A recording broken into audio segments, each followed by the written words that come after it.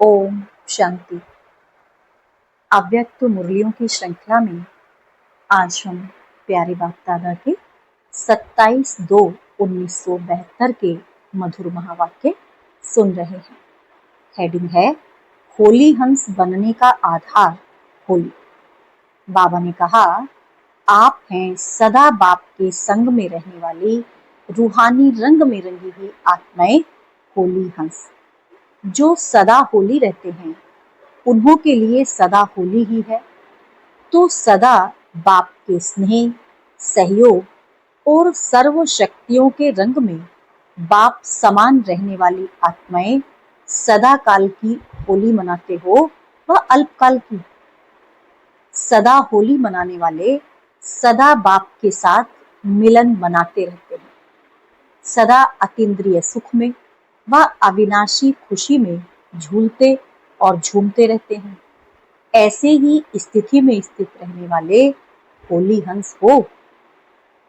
लोग अपने को उत्साह में लाने के लिए हर उत्सव का इंतजार करते हैं, क्योंकि उत्सव उनमें अल्पकाल का उत्साह लाता है। लेकिन आप श्रेष्ठ आत्माओं के लिए हर दिन तो क्या, हर सेकंड उत्सव अर्थात उत्साह दिलाने वाला है। अविनाशी अर्थात निरंतर उत्सव ही उत्सव है, क्योंकि आपके उत्साह में अंतर नहीं आता है। तो निरंतर हो गया ना। तो होली मनाने के लिए आए हो वह होली बनकर होलीएस्ट व स्वीटेस्ट बाप से मिलन मनाने आए हो। वह अपने सदा संग में रहने के रंग का रूहानी रूप दिखाने आए हो। होली में अल्पकाल की मस्ती में मस्त हो जाते हैं। तो क्या अपने अविनाशी ईश्वरीय मस्ती का स्वरूप अनुभव करते हो? जैसे होली की मस्ती में मस्त होने के कारण अपने संबंध अर्थात बड़े छोटे के भान को भूल जाते हैं। आपस में एक समान समझकर मस्ती में खेलते हैं। मन के अंदर जो भी दुश्मनी के संस्कार एक दो के प्रति होते हैं वह अल्पकाल के लिए सभी भूल जाते हैं, क्योंकि मंगल मिलन दिवस मनाते हैं। यह विनाशी रीति रसम कहाँ से चली? यह रसम चलाने के निमित्त कौन बने? आप ब्राह्मण। अब भी जब होली अर्थात पवित्रता की स्टेज पर ठहरते हो व बाप के संग के रंग में रंगे हुए होते हो, तो इस ईश्वरीय मस्ती में यह देह का भान व भिन्न भिन्न संबंध का भान, छोटे बड़े का भान विस्मृत हो एक ही आत्म स्वरूप का भान रहता है। तो आपके सदा काल की स्थिति का यादगार दुनिया के लोग मना रहे हैं। ऐसी खुमारी व खुशी रहती है कि हमारी ही प्रत्यक्ष स्थिति का प्रमाण स्वरूप यह यादगार देख रहे हैं। यादगार को देखते हुए अपनी कल्प पहले वाली की हुई एक्टिविटी याद आती है। वह वर्तमान समय प्रैक्टिकल में अपने किए हुए ईश्वरीय चरित्र का साक्षात्कार इन यादगार रूप दर्पण में करते रहते हो। अपने चरित्रों का यादगार देखते हो ना। अपनी स्थिति का वर्णन अन्य आत्माओं द्वारा गायन के रूप में सुनते हो ना। अपने चैतन्य रूहानी रूप का चरित्रों का यादगार भी देख रहे हो। यह सभी देखते हुए सुनते हुए क्या अनुभव करते हो? क्या यह समझते हो कि यह मैं ही तो हूं? ऐसे अनुभव करते हो व यह समझते हो कि यह यादगार किन किन विशेष आत्माओं का है। जैसे साकार रूप में यह निश्चय हर कर्म में देखा कि अपने भविष्य यादगार को देखते हुए सदा यह खुमारी और खुशी थी कि यह मैं ही तो हूं। ऐसे ही आप सभी को यादगार चित्र देखते हुए व चरित्र सुनते हुए व गुणों का गायन करते हुए यह खुमारी और खुशी रहती है कि यह मैं ही तो हूं। यह सदा स्मृति में रहना चाहिए कि अभी अभी हम प्रत्यक्ष रूप में पाठ बजा रहे हैं और अभी अभी अपने पाठ का यादगार भी देख रहे हैं।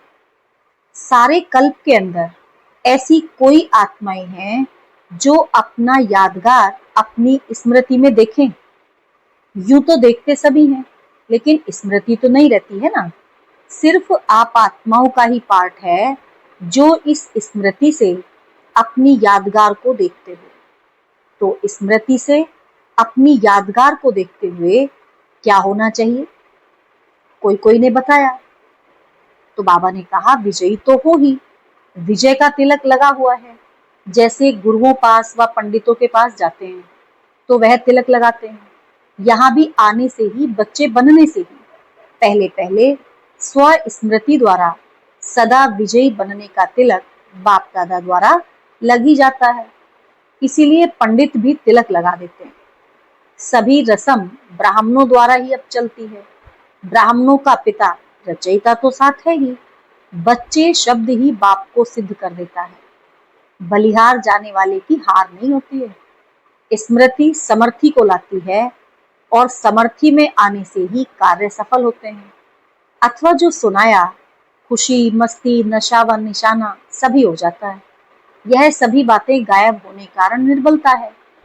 विस्मृति के आने से सभी सिद्धि विस्मृति के कारण असमर्थी, विस्मृति के कारण असमर्थी हो जाती है। तो स्मृति से समर्थी आने से फिर सभी सिद्धि प्राप्त हो जाती है, अर्थात सभी कार्य सिद्ध हो जाते हैं।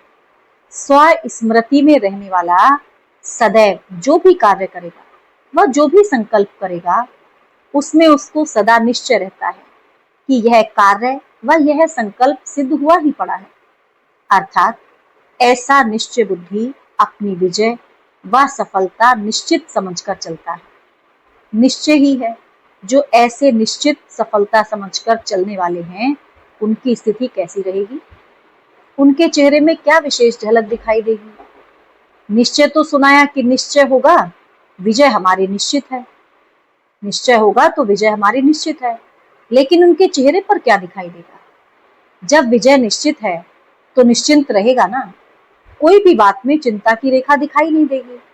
ऐसे निश्चय बुद्धि विजयी, निश्चित और सदा निश्चिंत रहने वाले हो। अगर नहीं तो निश्चय बुद्धि 100% कैसे कहेंगे? 100% निश्चय बुद्धि अर्थात निश्चित विजयी और निश्चिंत। अब इससे अपने आप को देखो कि 100% सभी बातों में निश्चय बुद्धि है। सिर्फ बाप में निश्चय को भी निश्चय बुद्धि नहीं कहा जाता। बाप में निश्चय बुद्धि साथ साथ अपने आप में भी निश्चय बुद्धि होनी चाहिए। और साथ साथ जो भी ड्रामा के अंदर हर सेकंड की एक्ट रिपीट हो रही है, उसमें भी 100% निश्चय बुद्धि होनी चाहिए। इसको कहा जाता है निश्चय बुद्धि। जैसे बाप में 100% निश्चय बुद्धि हो ना, उसमें संशय की बात नहीं। सिर्फ एक में पास नहीं होना है, अपने आप में भी इतना ही निश्चय होना चाहिए कि मैं भी वही कल्प पहले वाली बाप के साथ पार्ट बजाने वाली श्रेष्ठ आत्मा हूँ। और साथ साथ ड्रामा के हर पार्ट को भी इसी स्थिति से देखें कि हर पार्ट मुझ श्रेष्ठ आत्मा के लिए कल्याणकारी है। जब यह तीनों प्रकार के निश्चय में सदा पास रहते हैं, ऐसे निश्चय बुद्धि ही मुक्ति और जीवन मुक्ति में बाप के पास रहते हैं।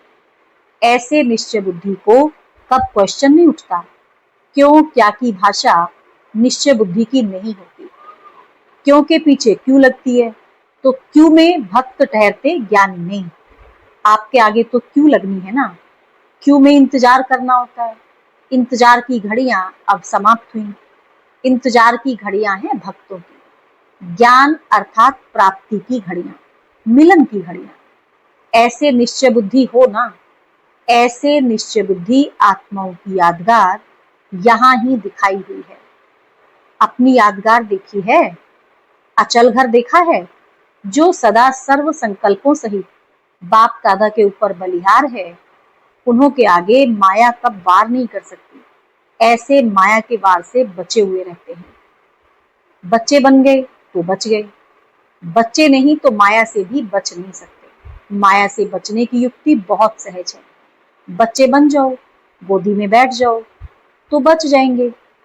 पहले बचने की युक्ति बताते हैं, फिर भेजते हैं।